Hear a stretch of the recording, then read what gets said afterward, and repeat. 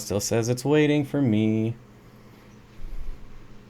Don't you have to hit the little live button? I know that sounds obvious. Oh, never mind. We're live. Everyone's saying hello, so I'm going to guess that we're live. Well, someone said hello to me, and I said hello. Oh. Yep. Okay, we are live. So can you see the chat then? Yes. Okay. So hello everyone. As you noticed, we are live, and we are live with Rachel O'Leary. Yeah, this was kind of last minute for us. I was supposed to call her a while ago, but I got stuck in traffic. I came home and I sat down for just a second, and of course I fell asleep. That Bob. Yep, typical. So, like always, we're just here to hang out. This is Rachel O'Leary, as you know. Why don't you go ahead and say hi? Hi, guys. Hello. Does everyone know who I am? I run a fish room in Pennsylvania, and I travel to lecture and obviously create YouTube content as well. No. I don't believe it. You never know. How long have you been on YouTube now? Like 7, 8 years? 2. Oh, just 2? Well, I've had YouTube for a long time. I started lecturing in 2008 or 2009, and I used YouTube in order to embed short video clips into my PowerPoint presentations. Oh. But it was 2 years and 2 weeks ago that I started producing content for YouTube intentionally for people to see. Awesome. Not very long. Everyone's saying that they love you, so that's good. You're doing something right.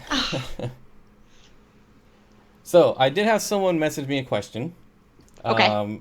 And I've had very little experience with this, but they wanted to know if you know anything about neon tetra disease. You know, I get asked about this a lot, and I busted out my big book of disease, which is a book called Freshwater Fish Diseases by Dieter Untergasser. And if you're someone who's going to be keeping a lot of fish, it's a book that's set up with flow charts to figure out what you're guessing at treating, basically. I think it's a really good resource. And basically all the viral diseases that fish can get that can't be treated get lumped into neon tetra disease. So I think the one that most people think of the most is fish TB or mycobacterium, which is not particularly treatable. But there's actually a lot of different diseases that can cause those similar symptoms, also which aren't treatable for the most part. So, you know, I'm not sure what sort of answer they're looking for other than that it's a pretty terrible thing. It's more often seen in farmed fish, though you can see it in wild fish, and it's a good excuse or a good reason to quarantine really well. Yeah, so what they had done is that they quarantined, they added them to the tank, and then they started dying. It could just be some random thing that was lumped into neon tetra disease, but their specific question then was, what should they do with the fish that are in there? Like, do they have to worry about anything transferring over? It's highly contagious if that's what it is. The biggest issue I have with people even calling something that disease is that disease is really, really uncommon. And without a microscope examination, you don't know that it's what you're dealing with. So giving advice on what to do, in general, if it were to be that, you would probably want to euthanize all the fish and start over because it is contagious. But you don't really know for sure what it is. I mean, there are some symptoms that are very typical of that disease complex. You'll see fish start to lose color. You'll see fish start to isolate themselves. They'll often get thinner, listless, and then towards the end, they'll get a curved spine. But this isn't something that happens really fast. It's not like you put fish in a quarantine and then it just dies overnight of neon tetra disease. And I think it's one of those ones that a lot of people like to say that's what it is because they don't know what else to say. But it's a tough one to diagnose. Sure. Yeah, I mean, that makes sense because they said that they quarantined for 4 weeks, so it definitely did not happen overnight. Right. So I guess I'll have to. I haven't seen him in chat, but I'll have to give him the bad news of all your fish are probably goners. Or, he can continue to quarantine them, and if he sees no progression of disease and he sees no more issues and everything seems fine, then maybe that's not what it was. Yeah, that's true too. I guess they don't really have to go out and start killing everything or euthanizing. No, They can just wait. no. Yeah. I would recommend if they continue to maintain that aquarium and they're suspicious that's what it was, to let that specific aquarium have its own set of maintenance equipment. Have its own siphon, have its own net, so that they don't cross-contaminate into other aquariums. Yeah, makes sense. So, moving on now. Flynn's Fish Forum says, what's your favorite fish in your fish room, Rachel? How many tanks, how many species? My favorite fish is my Polypterus endlicheri, my saddled biker. I have 3 of them. The oldest one is about 11 years old now. They're in it's either a 220 or 240, I never remember. I don't know how many aquariums I have, and I certainly have no idea how many species I have. I told myself that I was never going to have more than 50 aquariums, and that was about 7 years ago. And I've added new racks each year, and, I'm maintaining thousands of gallons outside, and I just put in the greenhouse. So I try not to think about, how far I've progressed into this multiple tank syndrome thing. Yeah, it's kind of happened to me too. Do It has a way. Do you have any goldfish? I have Sarasa comets that I house outside, but Okay. I don't have any fancies yet. I had shabunkins several years ago, but I lost them to a pond heater failure. I would like to get more shubs. I really like those. All right, and But my one question for you. One question. Missjinxed. Where does this name come from? so way back before the beautiful world of YouTube, when we still had dial-up internet, my husband used to sell car parts. He fabricates car parts. He works on old cars. He works on Triumph motorcycles, and he used to sell them on eBay. And his name was Jinxed, but I handled a lot of the communications and shipping, so I chose the username Missjinxed so that there would be some sort of sensical relation to our customers, and it just sort of stuck. And then when I joined forums, fish forums, that was my email, so I used it as my username. And then, in the early 2000s, when I started selling fish or breeding shrimp, it just sort of stuck around. All right, I'm always curious where their name. Obviously, my name is just my name, but I usually try to ask people if it's not obvious. I've bought so many domain names over the years. I have one right now that I'm thinking about switching to, but after 10 or 15 years of being Missjinxed, it's kind of hard to leave that loyal customer base behind. Yeah, that's So your I've name. just You kept can't it. leave it now. I know, but no one can spell it. All right, here's a question for you. Since I would assume you ship a lot of fish. Yes. So Personal Anarchy says, just did my first shipment online purchase of fish, and the fish arrived with some wounds that looked like they rubbed their faces raw. Any recommendations? Treatment, etc. These were incoming fish, or Yeah. fish that arrived to a customer like that? Not from you. Not from you. Well, no. I would imagine I would have heard about it. I would hope I would have heard about it. But I've never had fish come in like they were rubbing The their only faces. The only time I've ever had that happen was with a species of Rhinogobius, and I had put polyfilter in the shipping bag, and they were so frisky. They were biting the polyfilter and actually irritated their lips from doing that. But that just resolved with clean water. And I really feel like, for the most part, if you give fish really, really clean water, they'll bounce back. You'd obviously want to keep an eye out for secondary infection, things like cotton wool growth or, it's spreading. But otherwise, I would just do daily small volume water changes to really boost their immunity and feed them really good food. All right, so we have a non-fish question from Taylor.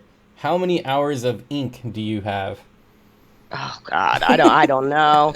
I haven't even been tattooed in like a year and a half. Well, since I got my crowns here. Oh, a whole year? Yeah, well, probably longer. I usually go and sit for 6 to 10 hours at a time. Oh, that sounds miserable. Yes, it's completely miserable, but I don't have a lot of free time, so I try and fit it in when I can. But I really have no idea. I started getting tattooed when I was 21. So just a couple years ago? Yeah. You know, my oldest child will be 21 January 1st. So I don't know if you'll be able to answer this one yet, but Shadow says, missed you at the aquatic experience. Will you be attending next year in New Jersey? Yes. Yes. An It's only absolute yes. Yeah, it's only 3 hours from my house. That one's way easier. I couldn't go this year. You know, I have children and a husband. My husband was out of work for a bit for some surgeries, and it just didn't work out for this year after having gone the previous several years. So next year for sure. Awesome. Jay's Aquatic wants to know if you can see the chat. Yes, Rachel can see the chat. I can, but I It's really was looking small. at the wrong one. Yeah, I was looking at the one that you've provided, and it's very small. So now I'm looking over here. I couldn't get the aspect ratio right, so it's kind of weird looking. But it's better than nothing. Let's see. Someone said, Jose said, ordered great fish from Rachel, zebra ottos, coolie loaches, green neon tetras, ember tetras, rummy nose. Wow. Plan to order more as soon as I can afford to. That's excellent. Cool. How often do you update your fish list? Sometimes once a week, sometimes 4 times a week. Oh. Lauren asked me if someone lived local, could they pick up? Absolutely. We just have to make an appointment. I've had some issues recently with people just showing up at my house, and it's kind of terrifying. Yeah. So, you know, this is done out of my home, so I really do prefer to set appointments. All right, here's an interesting question. Charles Fish Tank says, what is your favorite music to listen to while working in the fish room? You know, I have a really interesting Spotify playlist that's kind of all over the place. I listen to all kinds of music. Sometimes it's opera if I really want to focus, or classical. If I'm feeling grumpy, then it's usually either metal or like gutter punk. If I'm feeling kind of sappy, it's old country. You know, it really depends. I listen to all kinds of stuff. So I have a bunch of playlists. All right, so got kind of questions are kind of all over the place today. Rachel, what is your most expensive fish and what is your most expensive tank? I've never spent much on an aquarium.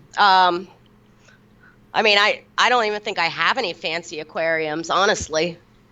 Yeah, none of my aquariums were cheap, and my bigger ones were used. My most expensive fish is my Cuban gar. I think I paid... Well, I'm actually not going to tell you what I paid. No, you don't have to say. I sponsored a thesis program in order to be considered to purchase that fish, and then I had to purchase it and then pay freight. So it was an expensive one. Yeah, I've actually never heard of that fish. I'm going to have to look it up. There's only a few of us in the U.S. that have them. Wow. All right, let me see if we missed anything here. Any experience with columnaris? Yes. Yes. There's actually, I have a great thread that I keep in my bookmarks that are back from my forum days that a moderator named Flaring Shutter did on Aquarius Central. And I bet if you went there and searched, you could find it. And she actually did smears, and she did a really incredible write-up on the different forms of columnaris. Usually you need a gram-negative and a gram-positive antibiotic, as well as some low salt, and you really want to keep the temperature a bit cooler to stop the progression of that disease. It's very treatable. It's just a little bit tough. I'm sorry, guys. I've been sick. I am sick. Everyone's sick in PA, I swear. It's miserable. All right, so Dwayne Kitchell wants to know, Rachel, have you noticed issues with rainbows and internal parasites not going away as they should? He has been fighting them in a tank of goiter rivers and has tried everything. I would recommend feeding them a medicated diet. The biggest obstacle to treating intestinal parasites is a lot of people want to treat it with a bath in the water. And that's not a very direct delivery method. And it's often wise to repeat after about 3 weeks. Or if you know what kind of parasite you're treating, look at the life cycle and retreat before the next round of eggs would have hatched. So I'm not sure if you know at all what kind of parasite you're dealing with or not, but because that's what I would do is make a medicated food. There's medicated flakes that you can purchase. If they're still eating really well, you can mix medication into something like rapashi or even into dried foods by volume instead of having to dose for the entire volume of the aquarium. Yeah, it makes more sense to treat internal parasites with food than just dosing a water column. There was a question in here that I lost. And I know you have these too. So Kent asked, okay, Bob, what lake Tanganyika fish go well with shellies in a 100-gallon? I keep all my shellies with cyprichromis. And So do I. Yeah, I was going to say, I've seen your video, so I'm pretty sure both of us would agree that cyprichromis are good fish for shellies. If you're not looking for something that's actually found in the same body of water of them, rainbows are super popular to keep with them too. Yep, that's another good one. For Rachel, what are some tips on breeding Corydora pygmaeus? Be patient. Catfish are really, really, really slow to mature, and dwarf catfish are not unique in that regard. Feed them well, clean water, and if you think they're at their maturity, the females in pygmaeus specifically should be substantially bigger than the boys. If you look at them from the top, the females should look large. I mean, they should be some thick mamas, and the males should be relatively small. Have a couple more males than females, some broad-leaved plants, and if they're still not going, you can try and mimic a dry season.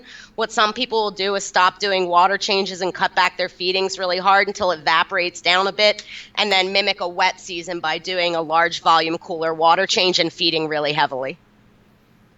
Okay, and here's a question you might know. So Taylor lives in PA. She's moving out here, and she breeds goldfish and wants to know, do you know anyone who would take goldfish in PA? She should probably email me and I can try and help her. There's a couple local aquarium clubs there's multiple, there's like a dozen local aquarium clubs within 2 to 3 hours of where I live. I'm sure that if she reached out to that organized community, people would be able to help her. That's good, because we have a lot to get rid of. Is it a lot? Yeah. Not really sure how many, but they're breeding in a pond, so it could be a lot. Yikes. Bob, will you or Rachel be at ACA in 2018? I have no idea what my plans are for 2018, so I can't say yes or no. That's in Houston, so I can tell you I probably would only be there if someone paid for me to be there. Because that's quite a hike for me, and I'm gonna be flying that way in March anyway. So let's see. Jeffro says, Rachel O'Leary, love you and love your channel. Always learn something in your videos. My question is, I really loved your live stream earlier this week. Are you thinking about doing a weekly live stream, or maybe just more live streams in general? More live streams in general. I would love to say that I could commit to doing every Friday. I was thinking about it tomorrow, and you guys don't want to be bored with what my real life schedule is. But, I think what I need to find out from all of you guys is what times are best for you, because what works for me is probably not ideal for everyone out there watching, and then maybe at least 2 a month. But no promises. I would like to try and do every other week to start and see how it goes. Yeah, I can tell you that I've done it on multiple days, multiple times, and it generally doesn't make much of a difference. Like, I get the same amount. It's usually just different people is all, so. Let's see. We got our first super chat, a $2 super chat from Kevin Hayes. Hi, guys. Have some nickels, he says. Who you calling Nichols? Personal anarchy. This is kind of funny to me because I know. Rachel, whatever happened to your daughter's snake? It is still loose in my house. It escaped within 24 hours despite our best intentions. We've set up traps ad nauseum. I'm hoping that as the weather gets cooler, we will have more luck with a heated area trying to entice it out. So Christian says, who's the guy that disliked this stream? Happens every week, my friend. And Manolin FSU says, if you go fish collecting, where would you go and what would you want to collect? Oh gosh, there's so many places I would like to go. I would love to go to Peru and collect cories and apistos and all Well, we're that going in stuff. July. Well, next year's my 40th, and I was invited out as well. My schedule's kind of rough. I'd also love to go pretty much anywhere in Southeast Asia or India.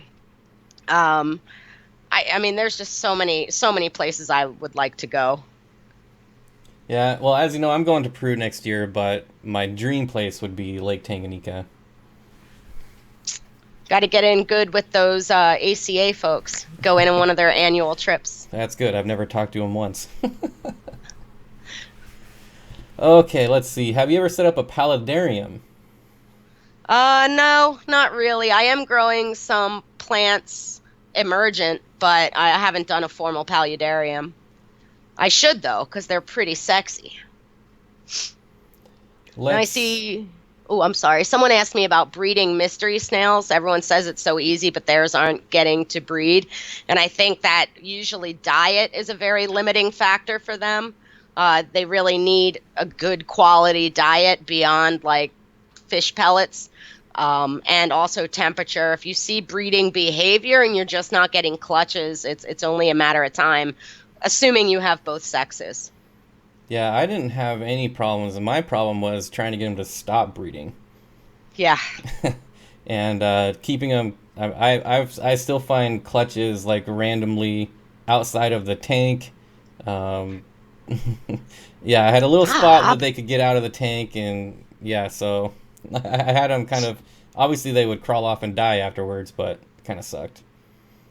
Yeah, mine pretty much stay put, but I always try and leave at least double the largest snail in the aquarium. I'll leave that much water line dropped. That wasn't very coherent. I will drop the water line at least double the size of the largest snail in order to give them adequate space to lay those clutches. Otherwise, they do try and escape to find good places to lay them. Yeah, I guess that makes sense. I would leave it like an inch below, but that's Well, not. they need longer than their body size to be able to lay the clutch. I don't know if you've ever witnessed them laying it, but they lay them in individual eggs. And what they do is they come out of the water and they groom the surface, and then the eggs come out one at a time and they adhere them to the glass. So if they don't have enough space out of the water to start their clutch, finish their clutch, they won't try. Wow, yeah, I've never actually seen him do it. It's neat. Yeah, if you see anything you want to answer, just feel free. Have you ever set up a native North American tank? Yes. I've done a rainbow shiner tank. I have dace right now. I've done pygmy sunfish, 4 different species.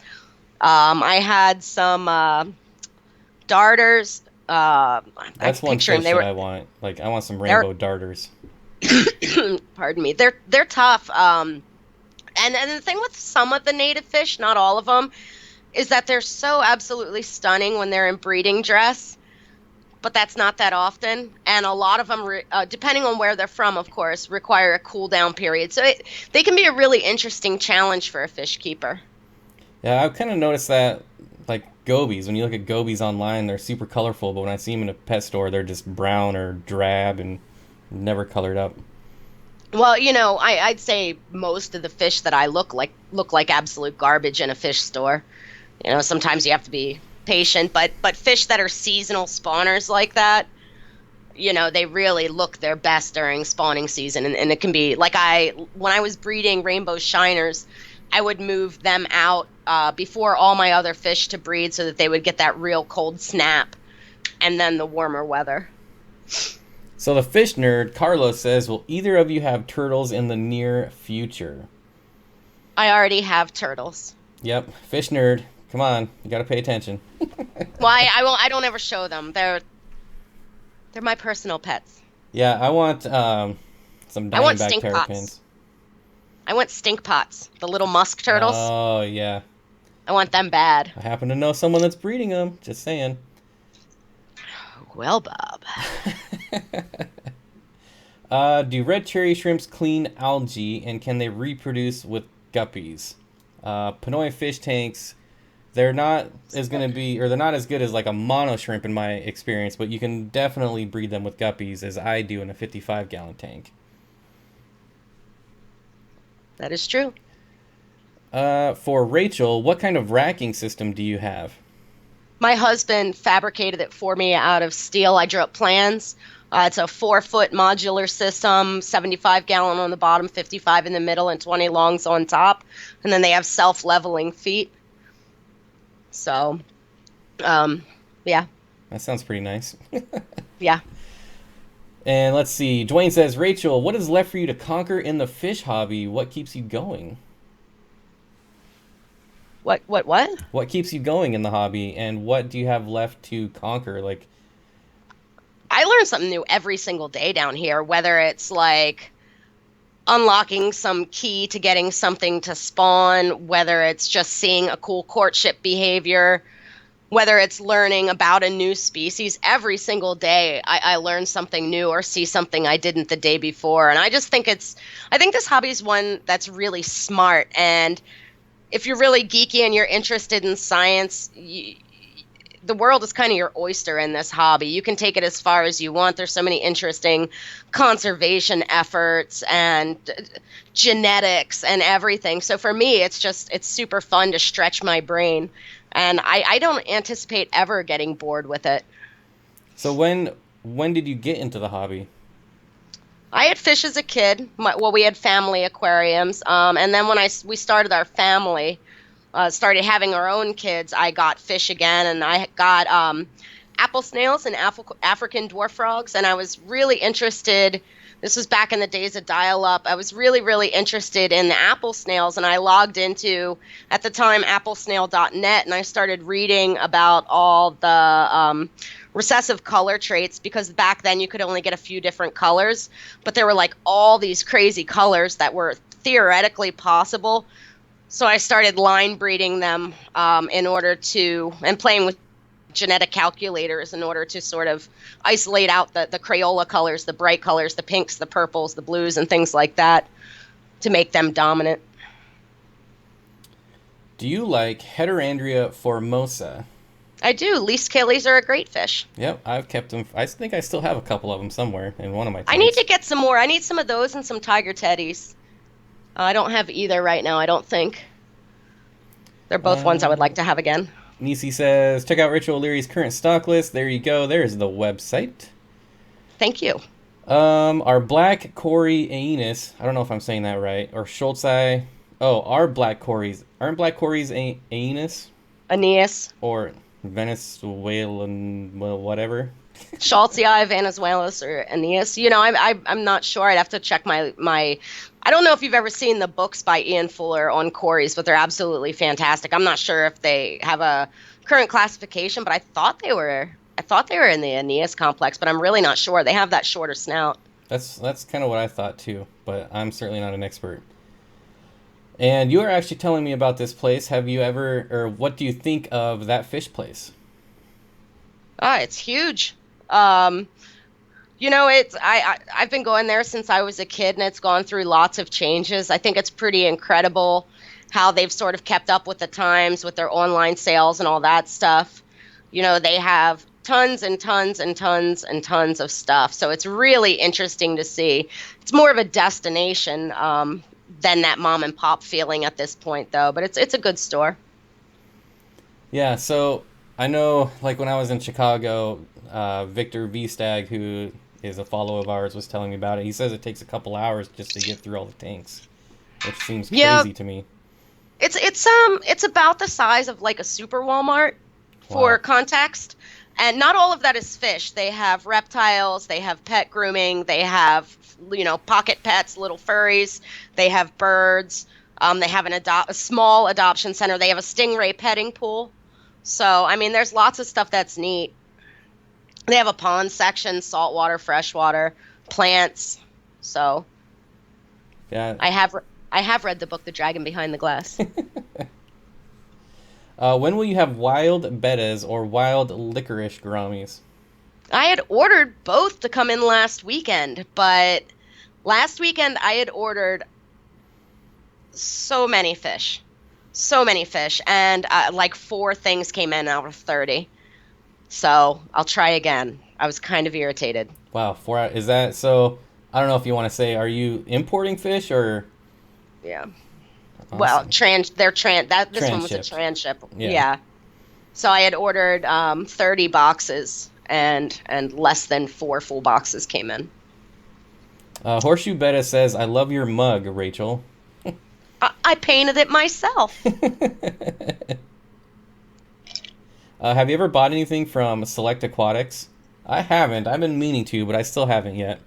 I don't know who that is. You don't know who that is? Okay. So I'm gonna say that you haven't ordered anything from them. No, I can't tell you the last time. Is it a wholesaler? No, I no, mean, no. Gosh, who is it? It's someone kind of famous. I can't remember his name. Someone will chime in. Who's Select Aquatics? Greg Sage. oh, I think it's Greg Sage. no. I mean, I can't tell you the last time I like ordered myself a fish. Generally, when I get myself fish, it's absolutely on impulse. Like when I'm traveling to lecture or whatever, I'll be at a club and I'll see something in an auction that I just can't resist and I have to have and I buy it.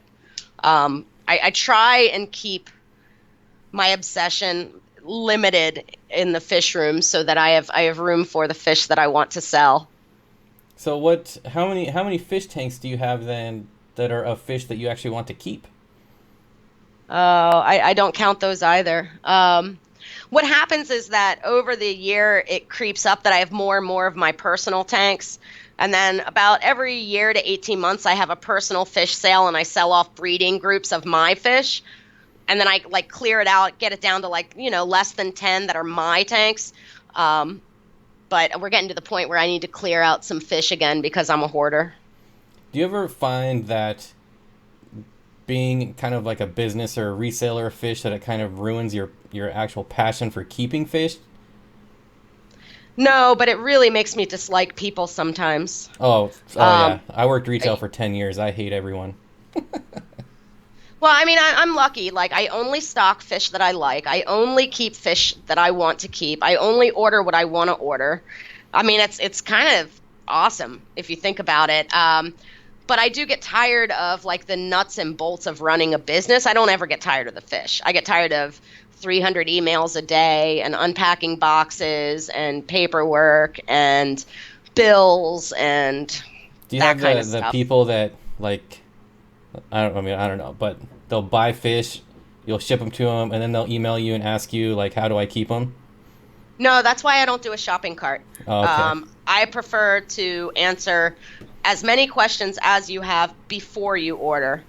Um, that's my preference. I mean, you can always ask me questions afterwards too, but I try and help people like dodge bullets of compatibility mistakes and things like that, or even issues with buying the wrong thing for their water. If say their water was extremely hard or something, I try and just help people have success before they spend their money. So, how does your husband feel about the fish? Is he into fish or is he just supportive of your business? No, he's just into me. Oh, that's So, nice. yeah. Someone just asked me if I read from a script, and I do not.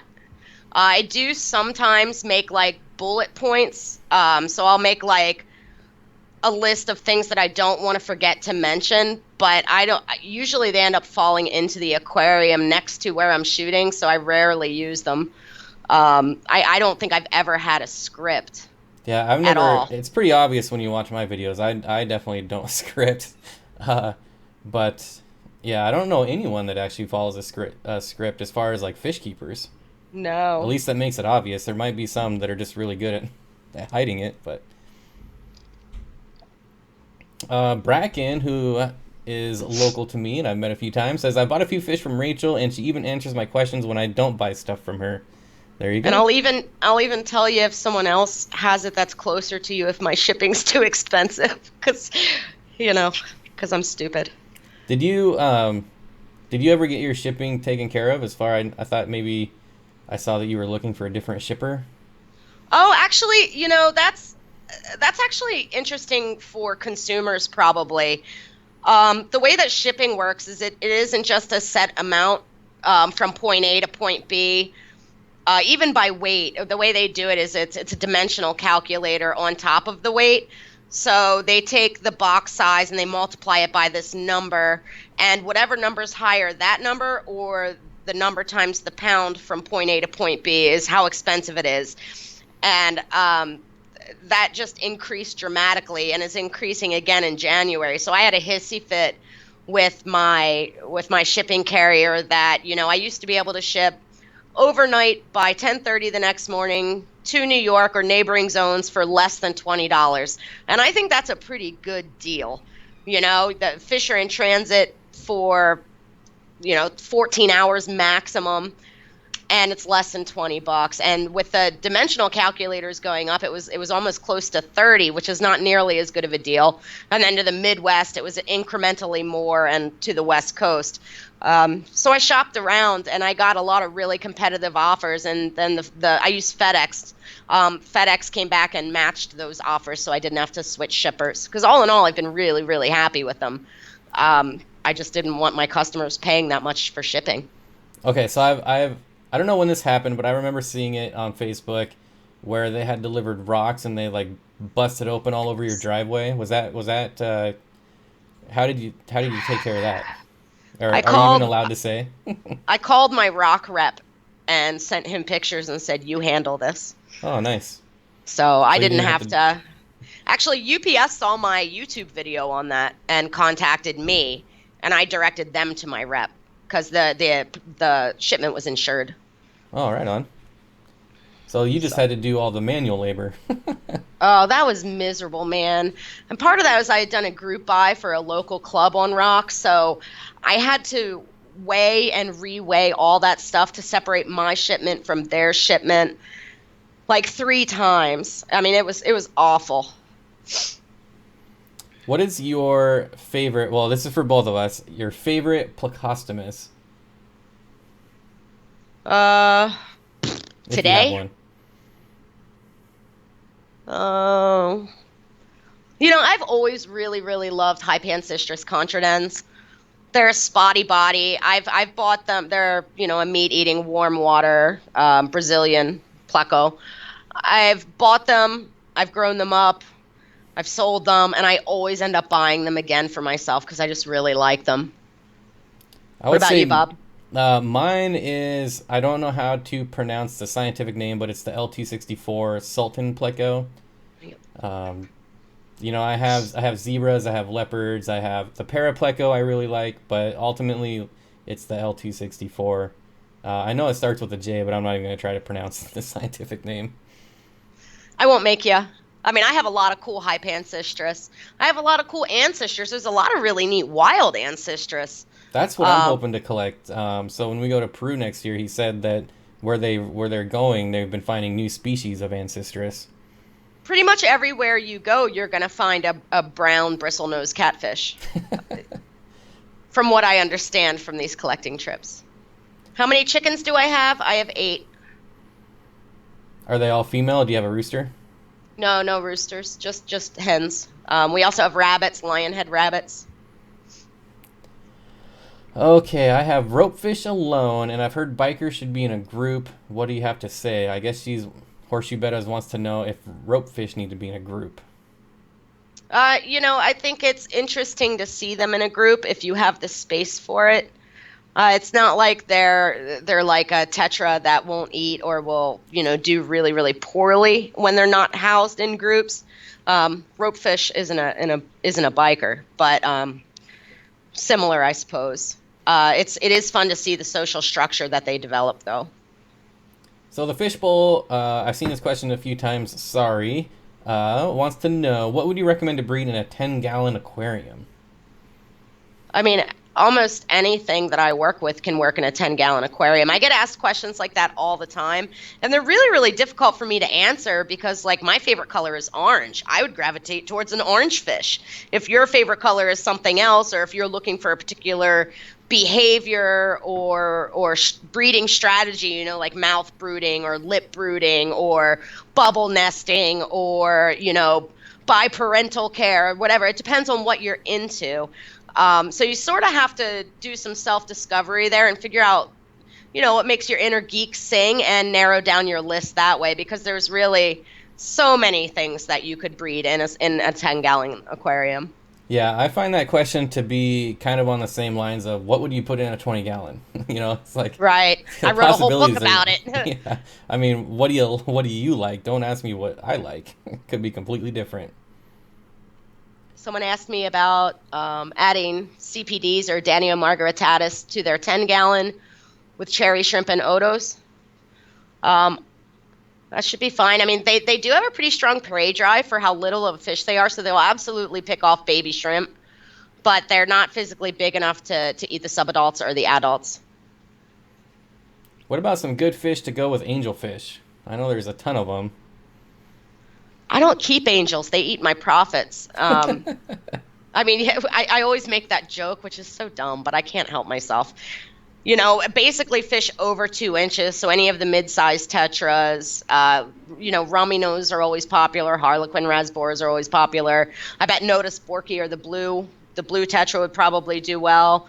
A lot of the mid-sized barbs. There's that whole 2-inch to like 5-inch fish category is not one that really gets me excited. So that's not my passion.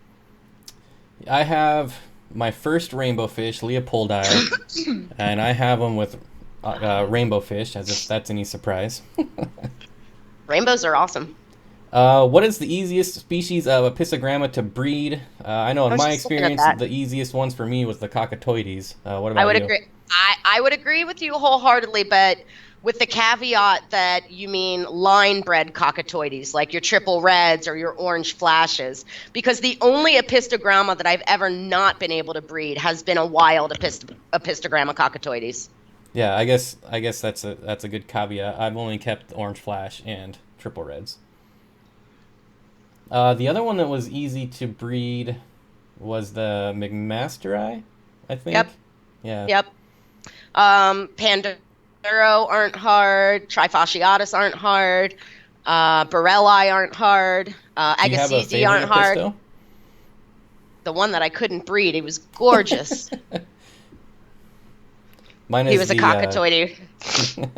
Mine's the Inca 50, which is like the weirdest those name are ever. wonderful. I've bred those. Yep. They're great fish. I don't know. I like the wild type color forms more personally. As I've aged in this hobby, I find that I'm more and more drawn to sort of the subtle spangles they get and the sort of breeding dress that wild fish get that is different from the line bred. So I don't know. I geek out on all my little wild fish. Oh, I think I lost you. Oh, uh-oh. Just your video, not your audio. Okay. Yeah, I don't see it there. What do I do? I have no idea. I've never used this program that you've used before. Oh, now I see your picture.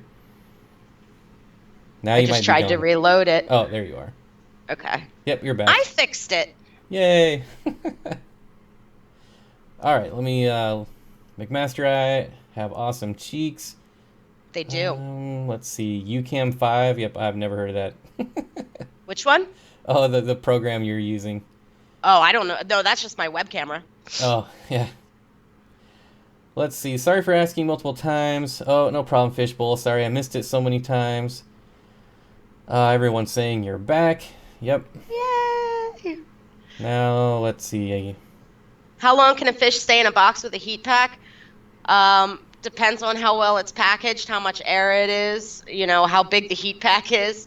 A lot of people are really comfortable shipping fish 2-3 days or utilizing priority mail. Personally, for me and with the fish that I get in and that I like to sell, the shortest amount of time you can keep them in transit, the better. I mean, the longer they're in those bags, no matter how good of a shipper you are, the more ammonia they're exposed to, which potentially means more damage to their slime coat, their gills, etc., and the more stress that they're going through. So I always tell people, I'd rather not ship to you if you're going to cheap out over $10 more for, an entire day faster shipping. It's just, to me, it's not worth stressing them out more, and the potential repercussions, the more likelihood of them getting some sort of latent disease or whatever. It's just not worth it. Oh man, I should have paused the chat. There was actually something I wanted to read and now I can't find it. My greenhouse is not finished. It's same place it was. I went out there this week and I did sulfur dust all my plants. I've been watching the humidity go up and down, and it's making my brain bleed because I don't understand it yet. I'm keeping all these charts and stuff. I have these probes out there and probes in the house, and I'm trying to figure it out. But I'm hoping next week to buy the rest of the lumber to do the other side. It was up to 86 degrees in my greenhouse today. I mean, it's definitely not going below freezing overnight. So my water batteries are working. Only time will tell once we have really pronounced cold for a duration how it'll work. All right, so here it is. Advice on breeding ottos. Now, I keep ottos in a 75-gallon Planet tank, and I don't specifically try to breed them, but every once in a while I do see some babies that have grown up a little bit. It's kind of that weird fish. When I talk to people, they either find it impossible to breed them, or they just breed like they do for me. Do you have any advice for the ottos? I think it's really, really important, as with most catfish, to make sure that you're feeding them really well. I think catfish in general really get gypped with our husbandry feeding, and they're known for being a bit more durable than a lot of the other fish, so they're a bit overlooked for their needs. I find that otos breed best. There's actually one spawning right there. I wish I could show you guys. Otos breed best when they're fed well, there's a mature tank, and that there's also a bunch of plants that have some leaves with some structure to them, because they like to lay their eggs on those leaves, at least in my experience. All right, so Joyne's asked this a couple times. Your heroes in the hobby. Yeah, I actually saw that one too, and I wanted to get to that. I have a lot of heroes in this hobby. I'm most drawn to strong women because there's not that many of us in any sort of prominence for the most part. One is Sandy Moore, who is the president of Seagrass Farms, on the board of PJAC, and an all-around kick-ass, powerful, strong, killer cool lady. Another one is Esther Mouse, who's from Aquanova. She's actually in China right now for the CIPS, the Chinese International Pet Show, and that aquascaping contest. She is incredibly awesome to me. And then there's a lot of people that are my personal heroes. My number one personal hero is probably Hans Evers. He's the owner of Amazonas Magazine. He classifies a lot of the cool fish we like to look at. He goes and discovers a lot of the cool fish that, at least the fish I think are cool. And the thing I like best about him is no matter when I've ever reached out to him, he's always found time to answer my questions. And I think that is absolutely priceless. And all three of those people are people that I try and take bits and pieces from in order to apply to myself so that I can be a better person. And I think that's kind of neat. Have you ever met or seen, I'm probably going to butcher her last name, but Barbie Fiorentino? Yes, I know Barbie well. Yeah, I've met her a few times. She's out in near Spokane, right? Yeah, she's kind of about 5 hours away from me. She's fantastic. She came to speak at our club, and I think just you and her, of course I could be wrong, are pretty much the only females I've seen come to our club so far. I've only been in it for a couple years. There's not that many. Now, it's when I first started lecturing, there was Ginny, who was a catfish woman, Jimmy Epstein, and that's it. And then the babes in the cichlid hobby. So you've got Pam Chin, who's a very, very strong, talented woman. I really admire her a lot, and her husband Gary. Now we've got Karen Randall, who lectures. Diana Wallstad will lecture. There's a wonderful, wonderful girl out in Texas named Liz who lectures, and she's really cool. But there's just not that many of us. I mean, I could rattle off dozens and dozens of men in this hobby that lecture, but not that many women. So it's neat to see more and more cropping up. All right, and what is your largest loss of fish in one shipment? Now, I remember your one video. Is that it? Is that the one? No. Way back when I first started, I had a similar circumstance where my exporter had someone back out of a shipment and the fish had been sitting at the airport for like 36 hours, and they asked if I would just go get them and take them home and see what I could salvage. And there was something like 2,000 cardinal tetras that, as I just opened the bags, they all just went belly up. There was just nothing I could have done. I mean, I didn't kill those fish. I didn't kill the fish from that video either. The biggest, stupidest thing I've ever done where I've actually been responsible for killing fish is I got in a large plant order from Asia of different anubias and stuff that I thought it would be cool to sell. And I dropped them in all my shrimp tanks, and they had been treated with a pesticide, and it wiped out probably 1,800 shrimp. Yep. So that's the worst. I've had that happen to me where I got plants that came in and put them in a tank and lost all my fish. So nothing like 1,800, but Well, I mean, I keep a lot of stuff, so yeah. it's not like most people levels. What's your favorite nano fish? Um, Probably the white cloud. Really? Yeah, I love white clouds. Yeah, I got longfin white clouds, the first white clouds I've ever kept, and they're pretty awesome. They're super awesome. I have them in my whatever my big hill stream tank is, the 120. They're super fantastic. I've been working with my particular line of longfin white clouds for almost, I think it's 8 years now. They're really stunning. Wow. Yeah, and well, at least the ones I got were only like $1, so that's always nice too. Yeah. Yeah, they're cheap. Well, the long fins aren't always cheap, and I don't sell my strain cheap because I've been working on them for a long time. But I don't really think of those so much as a nano fish, so they all are a petite fish. I like so many fish. My favorites change from day to day, depending on what I have in the fish room.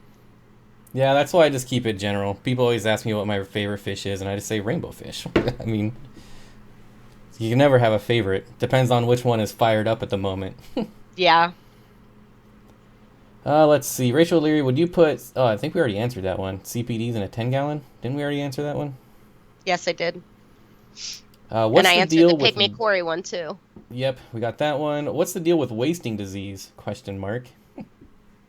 I really hate talking about disease. Not that it's not something that's really important to all of us, but like I'd be a complete liar if I could say that I could tell you how to fix all these things.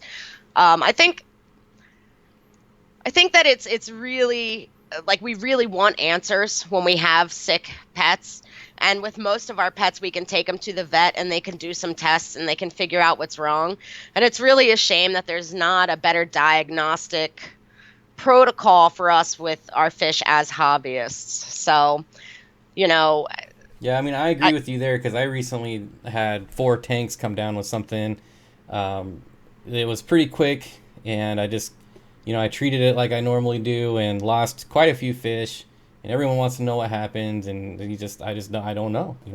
Well, one thing I can say is if you go to the University of Florida's webpage, they have an aquaculture program there and a research lab and a diagnostic lab, and they have some incredibly good online resources that can help you make a more educated guess.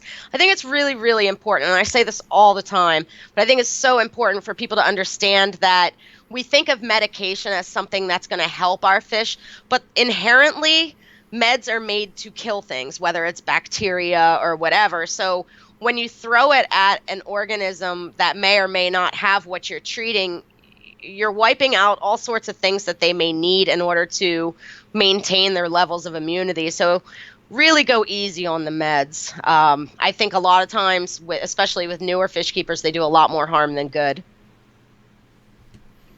Let's see. Can I keep a female betta with my white clouds? I'm worried about temperature differences. I wouldn't, but... You know what? I think it depends.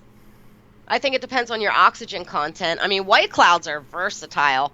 They can take, I keep them outside in the summer where my tubs are easily mid 80s, but I've got the water bubbling. I I guess if you're keeping your betta at 78, that's on the upper threshold, but you could probably do it. My question though is like why? Why not just pick something that's a little bit better suited to the betta's needs? I mean, there's so many cool little Danios that, would be fine. So this is kind of an interesting question from Taylor. Pros and cons of being open on YouTube and your hobby. I know that obviously there's a lot of pros for me, meeting people like you and everyone who watches, things like that. Going to Chicago was amazing, but there's a lot of cons behind the scenes too, as far as the things that people will message you and say to you, and just you, some pretty negative people out there just bombard you all day long. That's my experience, but what do you think? I mean, the only issue I've really had, I don't get a whole lot of that. I mean, there's like boob jokes and whatever, but you guys can do better than that, trust me. Men. Yeah, you know. Uh, the thing that I don't know that I like and that I'm guilty of myself is like, for instance, today I was, having my morning coffee and I saw Jenna Marbles got new fish. Now she's taken the video down, but like I feel like I know Jenna Marbles because I've been watching her for so long. And I feel like people feel that way about me too, but they only know this little tiny bit. So like I said earlier, I've had people show up at my house and that's really creepy. You know, there's something about losing that distance that you have, that's nice but also a little scary. Yeah, I accidentally showed my address once on a live Oh, stream, and things got a little interesting for about a month. I think I showed my address and my phone number oh back when I boy. first started live streaming, and yeah, it was an interesting couple months after that. And what's really funny is that my dad has the same name, and so people will will Google me, and you can find an address, and he's gotten some weird things in the mail. So it's always Well, I interesting. mean, I'm getting ready to set up a PO box. Like, I mean, my address. I mean, I sell in person. I make appointments with people. I'm not expecting to live in a secret location here. I would appreciate though that people would respect that this is my home and not just show up. You know. Yeah, I think some people kind of lose that. They watch you every single day, and um, yeah, I can. I don't know if someone's just showed up at my house, or worse. It's gonna be an interesting day for sure. I just put in security cameras, so problem solved. At least I'll know. How do you feed Cory cats in a community tank? What I like to do is feed them sinking foods after lights out. Yeah, I've had good luck with Rapashi, of course. It just, Yeah, that sinks to too. the bottom, so. I'm considering setting up a YouTube channel for my animals. It would be fish, chickens, birds, snails, and whatever I get. What is your opinion on setting one up? Sounds fun. Yeah, I would say just make sure you're doing it for fun. I think a lot of people, get in and start making YouTube channels and just instantly, instead of having fun, they're worried about trying to get ad revenue and things like that.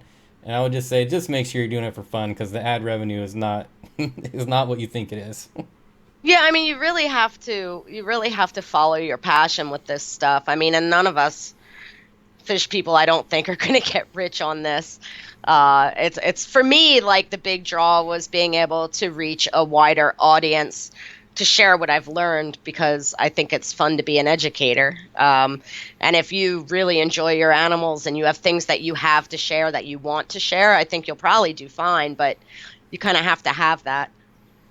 So Laura's asked us a couple times, what is your favorite species on the cares list? Yeah, I saw that. I haven't looked at the cares list recently. Almost everything that I work with is on the cares list, Yeah, I or think should even be, even the Bosemani Rainbow, I think, is on the cares list, which would be my probably. favorite. But I haven't looked at it in so long because the website was down forever. Yeah, well, it's back up now, and they have the Facebook page running. So the website is back up now. Let's see. What else do we got here? Any stocking ideas? I don't really like that question, as I said earlier. Sorry. Just, get what you like. That's my answer. Well, that's how I feel as well. Yep. My rabbits are pets. They're lion heads. They only weigh a couple pounds. Little fluffy things. They're super cute. Uh, oh, here's one. Do you think long-finned fish are harder to breed? I think a lot of times the energy of growth in longfin fish goes to the fins first before the body size, or vice versa. So sometimes they're a little bit slower to get breeding, but they're not more difficult. For instance, with my longfin ancestress, you can tell by the time they're about 5 days old if they're going to be longfin or standard fin. So sometimes you just have to have a little more patience. Are you answering, are your rabbits pets or stew? Is that what you were talking? Yeah. That's, oh my gosh. I guess I should have repeated the question. I just thought it was funny. Yeah, that is kind of funny. How deep should the sand bed be in a shelly tank? I like really deep sand because they love to landscape, and it's so fun for me to go in almost daily and see how it's changed. And I don't know, I like more for my shellies. What about you? I keep it thinner. But I'm using a 75-gallon aquarium for my shellies. So, they've got plenty of space to excavate. And they do, like, they move, I keep looking at the tank, you guys can't see it. They move it from one side the whole way to the other. They'll move their shell and excavate sand. Yeah, it's crazy. Like, So it's neat. I've got probably, and I have a 55-gallon with, I don't know, at like 3 inches is what I started out with. And so now I have like rolling mounds and all kinds of crazy stuff. Have you or Bob maybe bought a Petco or PetSmart, or I don't know what they're trying to say. I actually went down to Seagrass Farms, which supplies a lot of the PetSmarts and the big box stores. And I didn't lecture to Petco or PetSmart, but I lectured to the people who sell the fish to Petco and PetSmart. Which was kind of neat. I think that's the way to do it. I know Gary Lang's been doing that with them as well, as far Yep, as trying to get them to stop crossbreeding their rainbows. Oh, Gary. I don't disagree with him, to be fair, but I mean, they would have to stop being farmed if that's, because it's really a difficult challenge down there. Well, especially if they're going to have hurricanes every year and flood their ponds and mix everything. I mean, I don't know if that happens, but that's what it sounds like to me. No, I don't think it's as dramatic as he makes it sound. I went down last year and watched them pull fish from a bunch of ponds, and there was very little issue. And the rainbow farms in particular keep types that can hybridize in like different areas of the farm. But nothing's perfect. I do not claim to ever argue with Gary about rainbows because he knows more than anyone I know. But I think that his application for rainbows and his is different from the average consumer that's buying them at a pet store.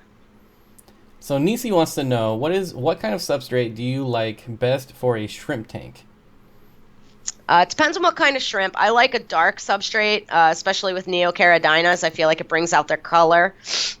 So I tend to use like a dark fine gravel. If I'm working with any of the caradina shrimps, your crystals, your bees, your tigers, I like to use one of the softening substrates. My favorite is Tropica. I also like Brightwell pretty okay. ADA, Aquasoil is all right. So expensive. You get what you pay for, man. I mean, I'm not even just saying that. Like, I think it's worth it, depending on what your goals are. So to be fair, I've only used like Mr. Aqua aquarium soil, which is probably on the low end, as far as. I've never used that one. Yeah, and it was interesting. Although I am trying Fluval Stratum, so I don't know how well that's gonna work, but I'm hopefully getting some pretty soon. I don't. ADA is just so expensive. I need a higher paying job. Well, it depends on what size tank you're doing too. Most shrimp tanks aren't necessarily large, so it's a lot more affordable to invest in a good quality substrate for them. But part of the point of doing that for shrimp is if you want to leach out hardness, if you want to make your water a bit more neutral, it's a way to do that if your water's not terribly hard without having to resort to RO. So every Sunday is kind of happy. How is your daughter's snake doing? We kind of touched on this earlier, I hope it's okay. Yeah, we hope it's okay. We don't know where it is. Adventures in Aquarium says, I learned that you get what you pay for in this hobby the hard way, and that's just true for life, really. Yeah, don't be cheap. I mean, you can cheap out in a lot of ways in this hobby. You can DIY a lot of stuff, but really investigate what your goals are. And, for me, and I don't want to put tons of chemicals in my water column for plants. I don't want to be playing with all those different fertilizers. I prefer to use a really good quality substrate for the plants that I know will work in them, and just do that. It's my preference. So here, I think this is an interesting question from River Life, who I got to meet in Chicago. Super cool dude. Enjoyed your video from Imperial Tropicals. Can you recommend other fish farms open to hobbyists? To my knowledge, they're the only ones that do wholesale and reseller. Are there others? There's a lot of farms that you could probably visit. My best advice to you would be able to look at the Tropical Fish Farm Co-op and reach out to farms before you're heading to Florida and ask them if they would mind if you visited. There's a lot of them that'll do tours, but you have to understand, just because it's your vacation and you have time, the work on a fish farm never ends. I mean, those guys work so hard. So depending on what season it is, it may not be feasible for them to show you around. Or like if you go in the middle of winter and they're having a cold snap, you might not be able to see a whole lot. So your best bet is to reach out before you go and just ask. What about, I think he might have meant like buying from them, because you can buy from buying from Tropicals. them? Rarely.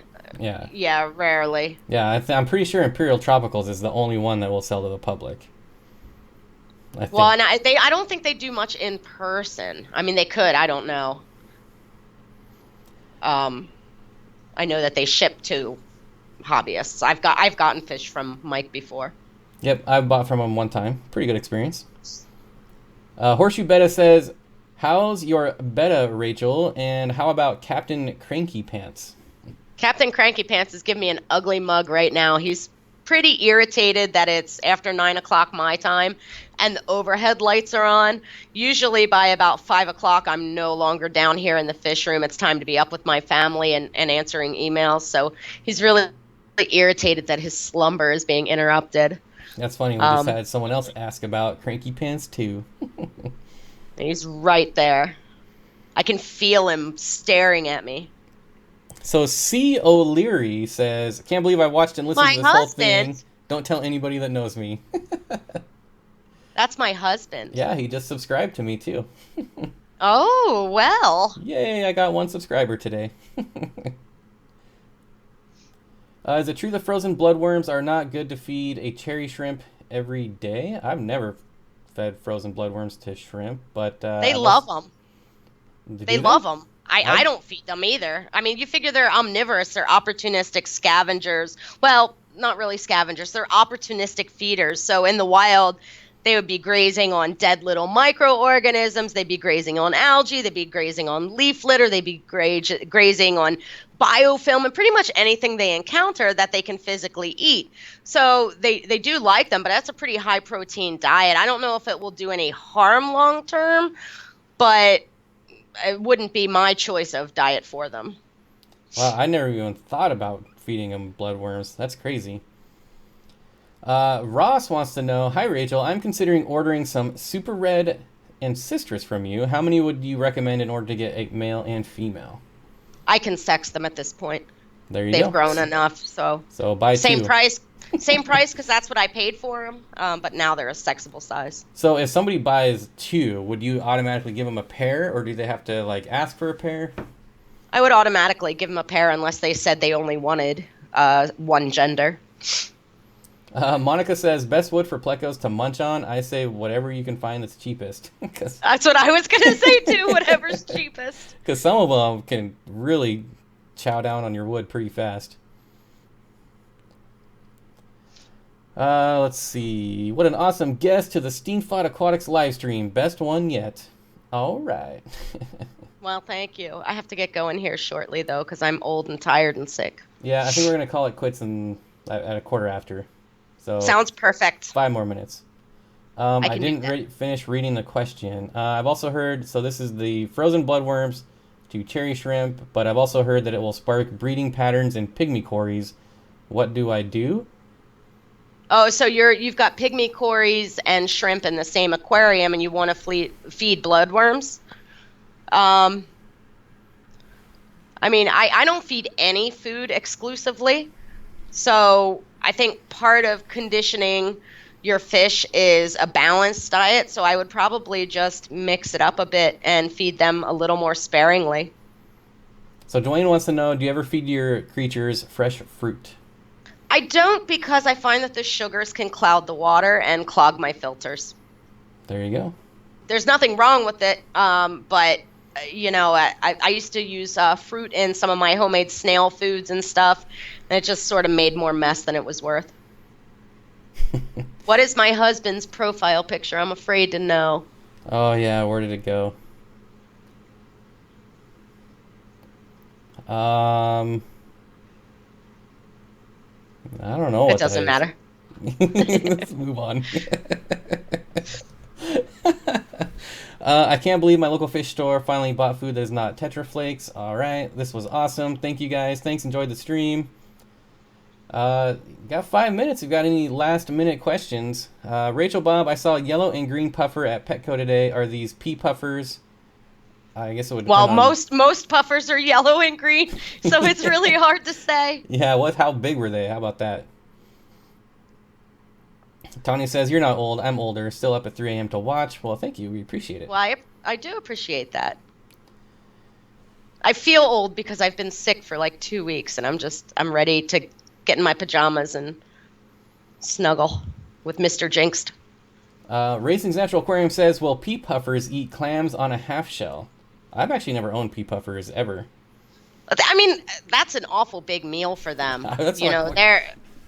I suppose they probably would. It would not be my choice of food for them. I mean, they're so easy to supplement, and with them, they're not like the larger puffers that really need to like bite through those hard shells to grind down their teeth. So that wouldn't be my preference unless you live on the shore and you're like, have a really ample, awesome, cheap supply. Yeah, I mean that's what I feed my boo puffer. I couldn't imagine feeding him to pea puffers. That'd be crazy. Yeah. Oh, where was this? Tight schooling nano fish. Is that a question? Yeah, what? Oh, what is? I missed the first part. The tightest schooling nanofish, in my opinion, is called Brevibora dorsiacelata, the emerald eye microrasbora. They're relatively unassuming in appearance. They're like a light lemony color with a black dorsal fin, but they have a bright blue lamp eye, and they stay very much in the top third. A really great little fish. Apparently, I need to find someone's question, so I'm just scrolling up. Oh, okay. Is that why I'm getting confused? I'm looking at the chat you have up and the chat I have up, and they're like not aligning. Yeah, sometimes I pause. So Mary Beth Mabe says, Rachel Leary, how long should I wait for egg clutches to hatch mystery, I'm assuming mystery snails, in a plastic soap dish above the water with 4 clutches? It has been 4 weeks. That's probably too long. I did a video on how I make hatcheries for them. One of the issues with just keeping them above the water line, not in an enclosed container, is that the humidity isn't enough, and they can actually get too hard for the baby snails to eat their way out of. So if you lift them up and look to the back and there were baby snails eating through the back where it was more humid, then they were viable. If they haven't changed appearance at all, they may be infertile. Okay, so I'm going to do 2 more. One from Charles Fish Tank. So in order to schedule a fish room visit, do I do it through your website's email? Yep, just send me an email. All right. He's a normal dude. I can vouch for him. No psycho there. And then kind of the last one is not a question, but they said, did you ever find those clams you lost? So I'll tell you, last weekend, I traded in some fish for some frozen clams. You lost them? Well, so what had happened, I did find them. They had fallen in that weird place between my passenger seat and my center console. And so I had forgot about them. And then yesterday when I got in my Jeep, it was the most foulest smelling. And I still can't get rid of it. It still smells so bad. And I can't roll down my windows because it's piss and rain outside. So Oh, it's so bad. So to answer the question, yes, I did find them, and yes, I'm in dire straits. that's absolutely disgusting. It's so bad. It is. I've never smelled anything like this smell ever in my life. That's terrible. Oh man. So Someone asked me, let me just answer this one Sure. real quick if it's okay. It says Yeah. my exclamation point rasboras are skittish and staying in the back corner of the tank. Tips to embolden them. I think something that a lot of people overlook in their aquariums when fish are acting skittish is sort of the discharge of their filtration and where it's falling in the tank. A lot of times fish are not being skittish. They're hanging out in the part of the aquarium that's best suited for their needs. So if that area where they're hiding is the quietest part of the aquarium, try adjusting your filter flow so that it's going towards that area so that the quietest area in your aquarium is somewhere more visible. All right, and I just realized I completely skipped a super chat, a $2 super chat from Roma Aquatics. He said $1.10 for your pre-tax get a gumball. Thank you, Chris, who I got to meet in Chicago as well. Sorry I completely ignored your super chat. I kind of get sidetracked sometimes and forget, but that's where we will end it for today. So thank you very much for coming on the live stream. My pleasure. Thanks for having me. Yeah, a lot of fun. Thanks for everyone that showed up. Hopefully we can do this again, not every week, obviously, but maybe sometime down the road. Absolutely. And yeah, so I haven't used this program in a while, so we'll see if I can figure out how to stop it. Any last words from you while I try to figure this out?